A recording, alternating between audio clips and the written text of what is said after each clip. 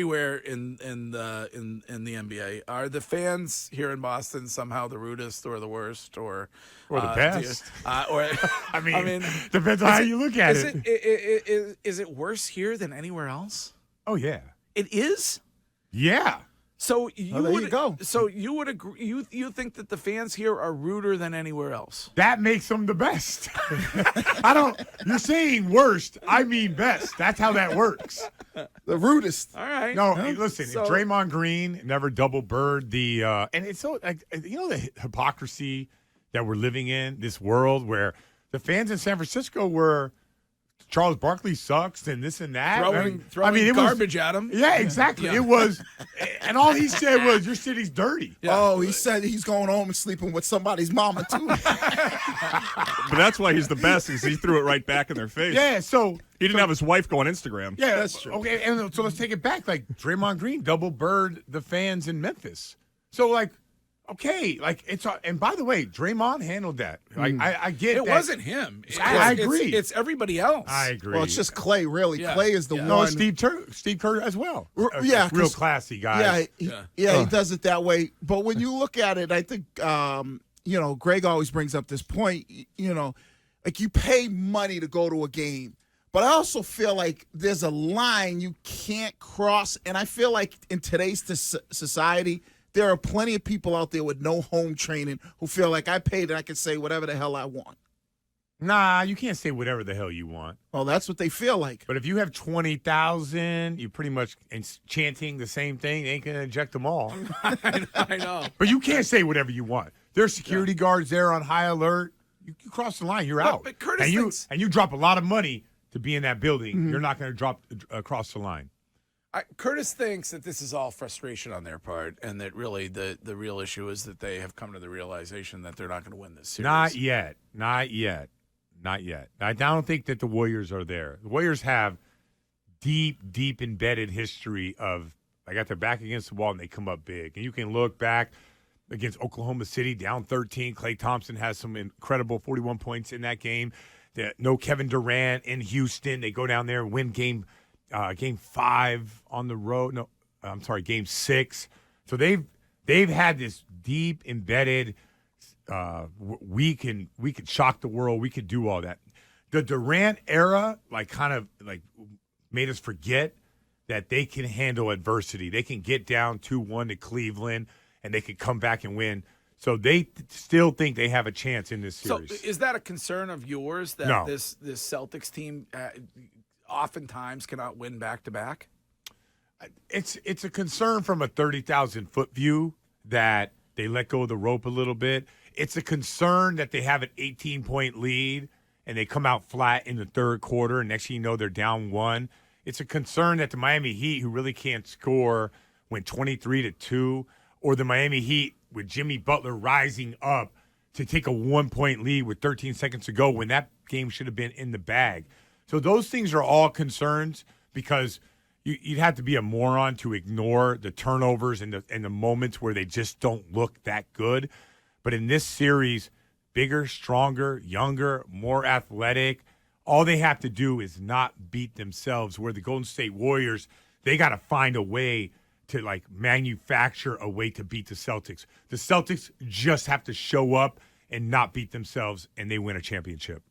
Scal, when you look at this, I think the one thing, and I'd love to get your insight, being you coached for a minute and you obviously played a long time. Why are they not running a double at Steph Curry to get the ball out of his hands and let other people kill you? Because you look at his third quarters, he had 15 the other night, and he's coming off of picks. The defender's sagging low, but why not just run doubles like they do to Tatum? Run a double, get the ball out of his hands. Well, I think initially when you saw that third quarter, it was like bang, bang, bang. Next thing you know, Al Horford was down the floor. And he did, you don't have to run a double, but you have to be at the level of the screen. And I thought, so Ime checked in, and this is what I was thinking. I'm going, this is our best pick-and-roll defender, Al Horford, and he's getting blitzed, yet he needs a break. And you're coming in with Rob Williams, who's not as good at that. Really, it's the one area I felt like he struggled through the regular season is being up to the level of the screen. But that was the adjustment that they made, and Rob was fantastic down the stretch. From that moment on, when they had the 1-point lead, I think Celtics go 34-17, and the only adjustment is exactly what you're saying. It's not a double team, but you can't be down the floor on Steph Curry, some of the shots that he was taking. So now he's coming off those pin downs. You got to be up to the level of the screen. He's coming off those high pick and rolls up to the level of the screen. Rob did a great job of that. And from that moment on, the Warriors were obviously scrambling. So I don't think you have to trap Steph Curry when he comes over half court. But if he makes one shot, I think it's don't wait till he scores 9 points. Just do it right away. Be up at that level and then play out of that. But that's going to open up the floor for Draymond Green. We were lucky that Draymond was so bad in Game 3. I don't think he's going to be bad in Game 4. Scal, I think you are accurate when you talk about those Golden State teams prior to KD, that they were the balls. They came back. They were never out of a game, especially with Steph and Clay shooting threes. I don't think this is that team anymore. I feel like you don't make the comment that Klay Thompson made following Game 3 if you feel supremely confident in your ability to come back from any deficit. That was a sound of resignation in my mind. It sounded like a guy that was beaten, that was hurt, that because as a player, isn't it the first thing you're taught? Don't let the other side know you're hurting. Don't let them see you squirm. That's like you're talking about the old NBA. This is the new NBA. But I've People never heard walk that. around wanting to be victimized. They wake up every day. Well, that's not the NBA. That's our country. That's what I'm Yeah. saying. So it's very different now. Like I agree. I was hearing like even recently, Jason Tatum gave out like a serenation to Brad Beal, and Brad Beal almost brought tears to his eyes. We were talking about that earlier. I was like what happened to the NBA, right? Like, so it's very different now, and I think a lot of times these guys are trying to, like if you did it every day, it's going to be hard for you as average white guy just to be the victim. But if you did it every day, it will be easy to all of a sudden That's say, the nicest thing I've ever said to the average white guy. Yeah, Is the flopping way worse than it was when you played? I think I think it's a little bit crazy. I think the thing that really stands out from when I played to now is when I played, 2 or 3 people could talk to the refs. One guy could yell at a ref. Now, man, like everybody does it. But with that being said, everyone, I think they play really hard now. I think top to bottom, like guys don't get in their feelings when they're playing. Their outbursts are to the referee and they still get after it. But like back in the day, like I remember Joey Crawford, like he would tell me to, shut the up, you are not talking to me. So that kind of puts me in a pat, like, okay, I can't talk to Joey Crawford. I just got to take this, So I do feel like with Grant Williams and his outbursts, he's still going out there and he's animated and he's playing hard. So I give him credit for that, but I do think the complaining's a little overboard. So if you looked at this team in December, and the biggest difference between now and where they then and where they are now, do you give most of that credit to Ime, to Al Horford as a leader, to Jason Tatum? All like not necessarily Al, because I think Al is going to do his thing. Marcus Smart, but you don't think that maybe this team needed somebody in that leader role? Yeah, I think here's what I think happened.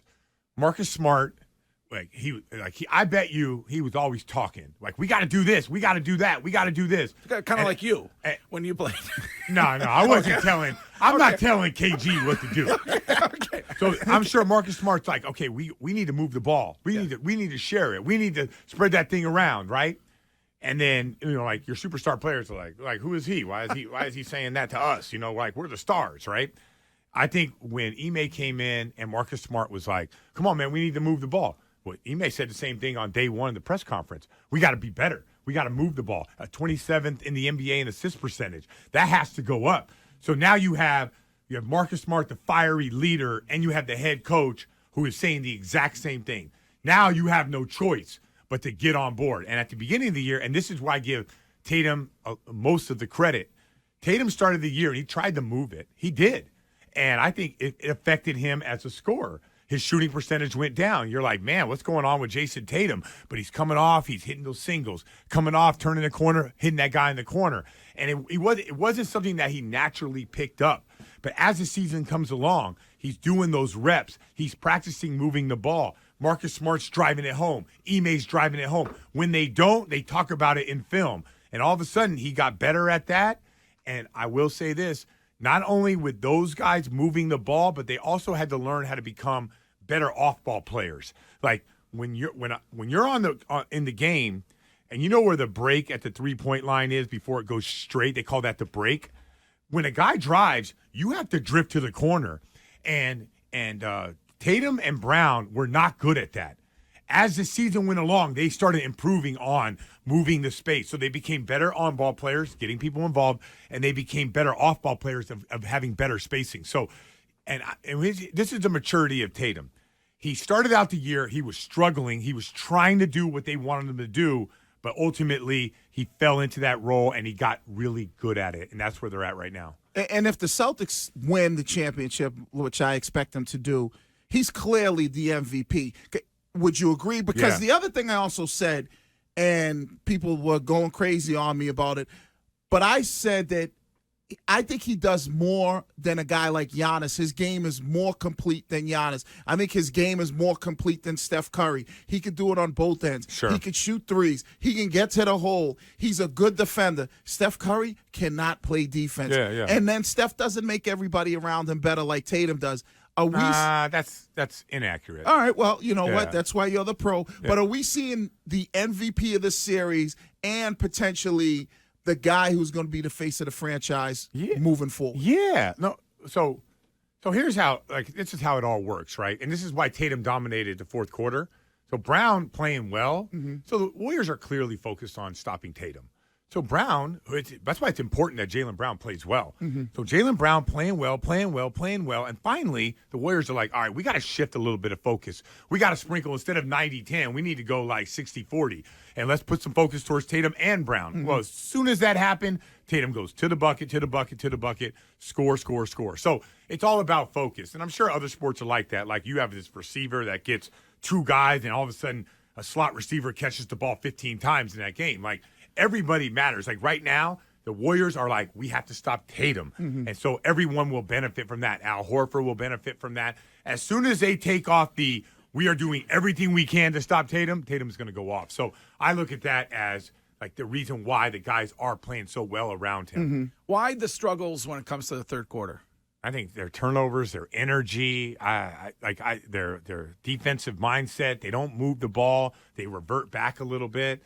They have to have more of a sense of urgency in that third quarter. I just think it's a mental thing. The Warriors, Steph Curry comes out and says, my time to shine. The rest of those guys are coming out and saying, all right, let's go. Like, let's get back into this game.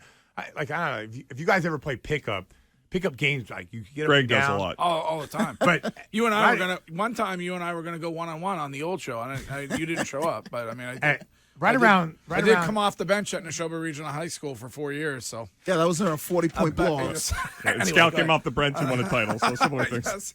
Didn't you win MVP of our media game? I did. Yeah. Oh, God, did he really? Yeah, that's right. I have a distributor, though, That's in right. a score. So sometimes, like, What do you like? Box out Tommy Curran? Big deal. he had a good game. He made some threes. Isn't that the game where Maz blew out his Achilles? I don't think so. Yeah. But Anyway, yes. it's just like you kind of like ease into a pickup game and you build up, and then like once it gets close and everyone starts intent, it's like, but the Warriors get that. They've been there. The Celtics, they don't understand that, and they have to understand. In the NBA Finals, we talked about Steph Curry right off the jump. If he comes off and he's open for three, that could turn into a 20-point quarter. There's no room for error. So hopefully, I think it's just mental coming out. Like, we got to strike first. We got to come out with that intensity. Do we have you till? Do we have another 10 10 o'clock. minutes? 10. Okay, Yeah, so I'm we'll around. take a quick break because I want to know other concerns that you may have heading into tonight. Sure. So, Wiggy, you want to propose your blockbuster trade? Should the Celtics finish this out to Scal? Now, Scal, I had said this, and you had brought it up a little bit. Bradley Beal, and I don't know if you saw him with the text message from Tatum, and he was crying and everything. I'm good. My blockbuster trade is Marcus Smart. His value is at the highest it could possibly be at. There's still a little underlining friction there, and I believe that.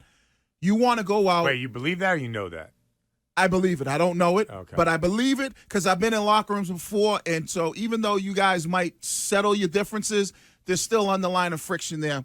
And I believe if you look at if your big three is Brown, Beal, Tatum versus Brown, Tatum, Smart, I like the Celtics' future for the next 5, 6, 7 years and winning multiple championships. So you're going to trade away your identity. The reason why the Celtics can switch everything is because of Marcus Smart. Yeah, I'm going to trade that away to get a guy to open up this door and get a room for a guy like Bradley Beal. Oh, didn't they get here by playing D? Oh, you still got Robert Williams. I think Robert Williams. You're I he love gotta stay Robert healthy. Williams. He's got to stay healthy. That's a big deal. You know, if he stays healthy and you you know, got to ride this through. You got to ride this. no, so you're going to ride this big three of. I look at it like a starting five. Every one of those guys is important to winning a championship. Right. Okay, you can't. I don't feel like we're out. If any one of the five guys is out, we're out. But we're So saying you win this, you're saying run it back. Run it back one more year because you have Al Horford coming back. As soon as Al, that is the hard one to replace. The stretch 4, 5 who can handle and shoot, defend multiple positions, defend the rim.